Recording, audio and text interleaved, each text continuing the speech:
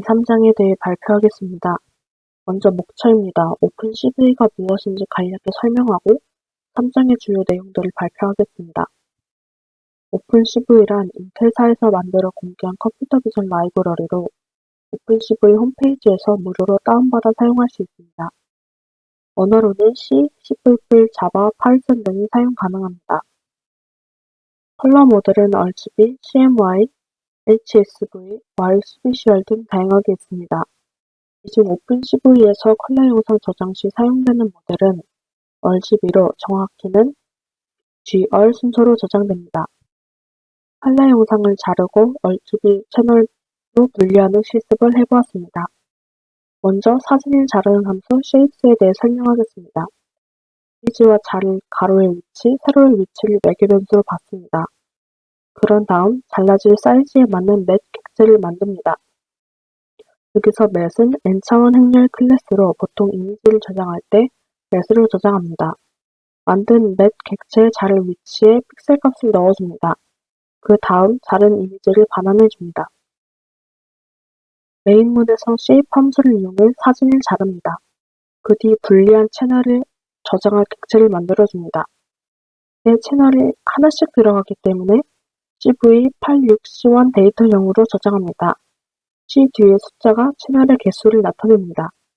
원본 이미지의 픽셀 값을 채널을 나누어 저장해줍니다. 명암 영상에서는 픽셀 값을 unsigned 캐릭터로 표현하기 때문에 .at 뒤에 붙여줍니다. 결과를 보면 왼쪽 위와 가운데 사진이 잘 잘려진 것을 볼 수 있습니다. 또 채널 분리도 잘 일어났습니다.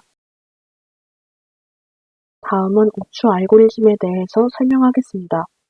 이진화란 임계값보다 큰 값은 1, 그렇지 않은 화소는 0으로 바꾸는 것으로 임계값을 너무 낮게 또는 너무 높게 설정하면 물체 또는 배경 한쪽에 화소가 쏠릴 수 있기 때문에 임계값 설정이 중요합니다. 그래서 보통 히스토그램의 봉우리와 봉우리 사이인 계곡 근처로 임계값을 설정합니다. 페이지는 히스토그램을 구하는 실습을 해본 것으로 먼저 히스토그램을 구할 레드 채널을 분리해줍니다. 그 뒤 히스토그램 배열을 만들고 픽셀을 돌면서 색 값이 발생할 때마다 1씩 증가시켜줍니다. 히스토그램을 다 구하고 나서는 출력할 히스토그램 이미지를 만들고 사각형으로 그래프를 그려줍니다. 결과를 보면 히스토그램이 잘 그려진 것을 볼 수 있습니다. 앞서 본 히스토그램을 보면 계곡이 여러 개 존재하는 것을 알 수 있습니다. 그 경우 계곡 근처를 임계값으로 정하기 어려워 다른 방법을 통해 임계값을 구하는데 그 방법이 우추 알고리즘입니다. 모든 명암값에 대해 목적함수 J를 계산하고 J가 최소인 명암값을 임계값으로 정하는 방법인데 목적함수가 최소일 때 분산이 최소가 되고 분산이 최소가 된다는 것은 0인 화소와 1인 화소가 균일하다는 것을 말합니다. 둘이 균일하면 좋은 이진 영상을 얻을 수 있다는 점에서 착안하여 만들어진 것이 우추 알고리즘입니다. 우추 알고리즘에 대해 더 자세히 설명하겠습니다. 왼쪽 식이 0과 1인 화소의 개수와 분산을 구하는 식입니다. 분산을 구하는 과정을 도수 분표에 대입해보면 이해가 쉽습니다. hi는 i 픽셀을 가지고 있는 개수이고 T까지 hir을 다 더하면 0인 화소의 개수를 구할 수 있습니다. 픽셀 값과 개수를 곱한 것을 w0로 나눈 것이 u0이고 그것을 이용하면 분산을 구할 수 있습니다. 우추 알고리즘 과정을 코드로 구현해 보았습니다. 식과 동일하게 n0, n1, v0, v1을 구하고 그것을 곱한 목적 함수를 계산해 줍니다. 그리고 그 과정을 0에서 255까지 반복해 최적의 임계값을 찾아 그 값보다 크면 흰색, 작으면 검은색을 넣어 이진화를 합니다. 이것이 이진화까지 한 결과입니다. 모폴로지란 영상 내의 형태들을 분석하고 처리하는 기법으로 하나의 물체가 분리되거나 여러 물체가 하나가 되는 등의 경우를 처리합니다. 주로 이진에서 많이 사용되고 연산으로는 팽창, 침식 등이 있습니다. 팽창이란 물체 내부에 발생한 구멍을 채우거나 짧게 끊어진 영역을 연결할 때 사용합니다. 왼쪽의 사진의 B처럼 마스크 안에 픽셀이 하나라도 흐리면 중심 화소를 1로 만듭니다. 왼쪽은 팽창을 하는 과정이고 오른쪽은 팽창을 하는 결과입니다. 끊어져 있던 선이 연결되어 있는 것을 볼 수 있습니다. 침식이란 물체의 돌출부를 깎거나 서로 닿은 물체를 분리할 때 사용합니다. 왼쪽 사진의 A처럼 마스크 안의 픽셀이 전부 1이어야 중심 화소를 1로 유지합니다. 왼쪽은 침식을 하는 과정이고 오른쪽은 결과입니다. 동그라미 옆에 있던 돌출부가 사라진 것을 볼 수 있습니다. 팽창과 침식의 단점은 물체 크기가 바뀐다는 점입니다. 이 점을 보완하기 위해서는 팽창과 침식을 둘 다 해주면 됩니다.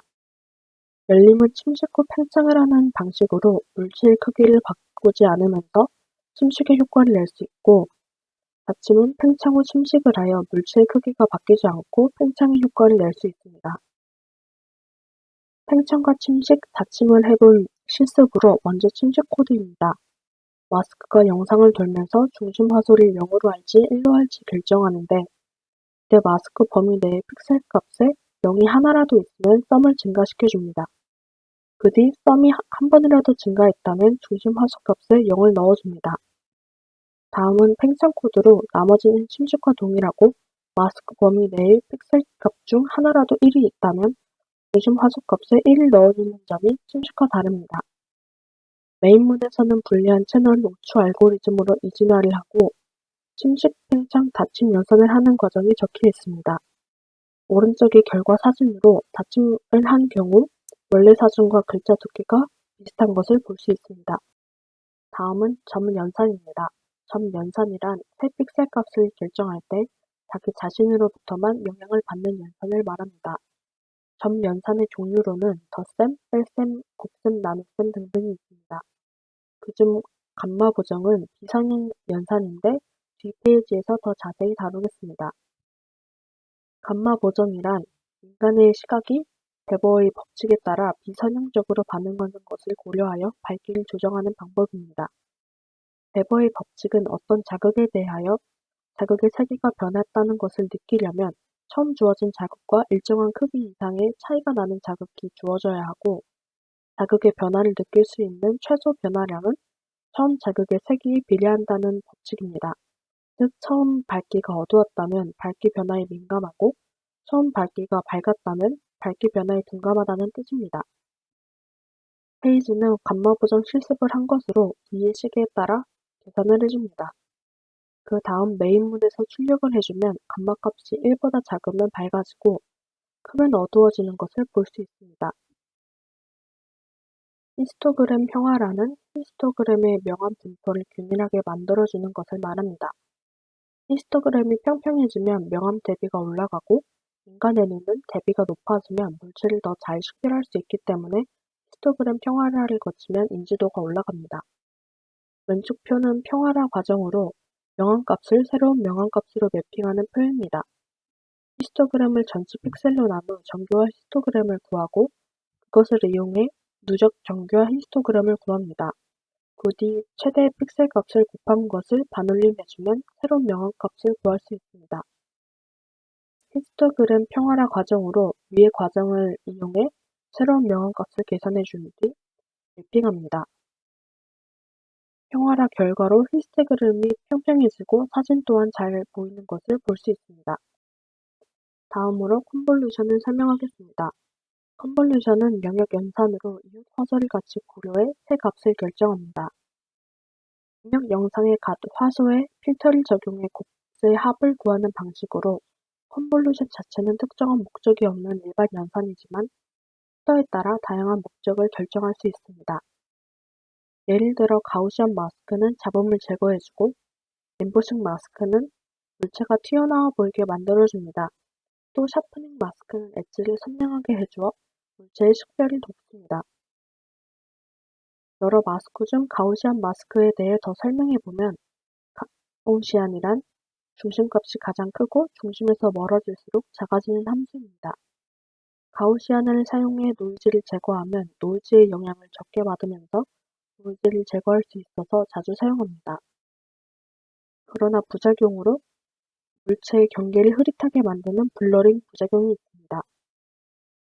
가우시안은 분산이 커질수록 봉우리가 낮아지고 블러링이 심해집니다. 보통 6시그마와 같거나 큰 정수 중 가장 작은 홀수로 필터 크기를 정하기 때문에 필터의 크기 혹은 시그마 중 하나만 알면 가우시안 함수를 쓸 수 있습니다.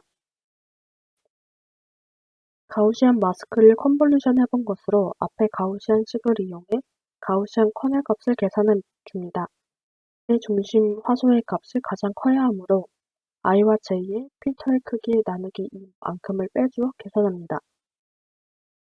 그 다음 가우시안 커널을 이용해 컨볼루션을 하는데 가장자리 부분도 컨볼루션을 해주기 위해 원본 사진보다 가로 세로가 커널만큼 큰 이미지를 만들고 0으로 채운 뒤 가운데에 원본 사진의 픽셀 값을 넣어줍니다. 그 다음 원본 사진이 있는 위치로부터 컨볼루션 해주면 가장자리까지 컨볼루션을 할 수 있습니다. 결과를 보면 커널의 크기가 점점 커질수록 블러링이 심해지는 것을 볼 수 있습니다. 마지막으로 기하 변환이란 영상의 크기를 조절하거나 회전하기 위해 멀리 있는 화소에서 값을 가져오는 연산으로 현재의 위치에 z값 1을 추가해 3차원 벡터로 표현하는 동차 좌표의 지행렬과 동차행렬의 곱수로 연산합니다. 동차행렬의 삼행이 0, 0, 1인 경우 직선과 평행이 유지되는 어파인 변환이라 불리고 그렇지 않은 경우 평행이 유지되지 않는 투시 변환이라고 불립니다. 기하 변환 시 원래 영상에 있는 픽셀 값을 변환한 영상에 그대로 넣게 되면 값을 제대로 받지 못하는 에일리어싱이 발생하게 됩니다. 이러한 문제를 해결하기 위해서는 변환 영상이 원래 영상에서 화소를 찾는 역방향 매핑을 사용하면 됩니다.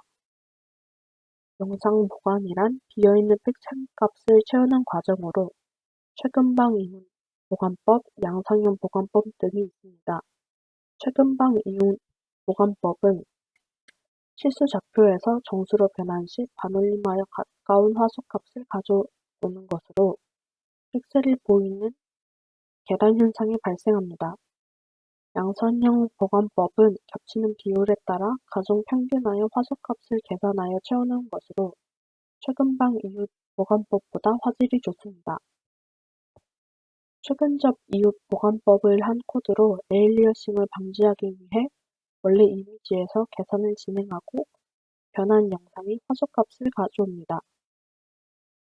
화소값은 단순히 반올림에서 가까운 위치의 화소값을 가져옵니다. 양산형 보관법 코드로 가중치를 계산해 양산형 공식에 적용하여 픽셀 값을 계산합니다.